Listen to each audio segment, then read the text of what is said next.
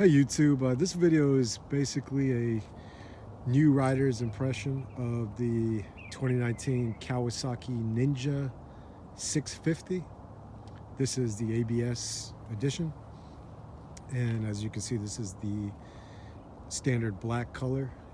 There's also the Kawasaki green version, and I just picked it up today, and I think I got 6 on the dash, so 53 miles I've put on it. Yeah, just a couple hours of riding.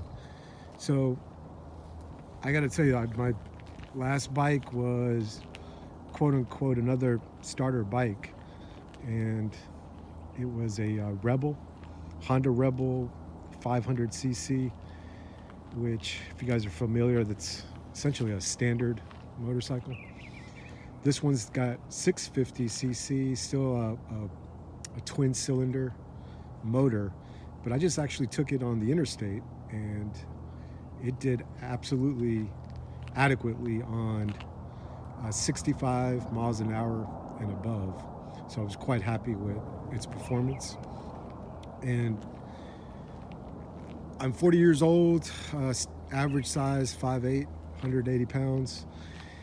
It wasn't, again, only 2 hours of riding, but nothing was uncomfortable, in my opinion.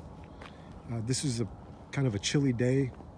Temperature hovered in the upper 50s, lower 60 Fahrenheit. But I was just as comfortable as you could imagine. And that's another element that I was very pleased with this Ninja 650. So the people I think are good candidates for this bike, and one of the main reasons I got it is it's got these higher position handlebars, so you're not leaning forward like you would on one of those 600cc super sports with the 4 cylinders. So very manageable, and I would even say that fresh out of the MSF course, I strongly think this is a bike that you guys could easily ride and get a lot of satisfaction out of, to the point where you may not even upgrade from this unless you go to a different style altogether. But the only thing that I was curious about with the 650 are the headlights, because this is just the standard halogen headlights, and on the Ninja 400 Kawasaki gives you LED. So I kind of wish they would have imported that in this bike. This is MSRP $7,800 US.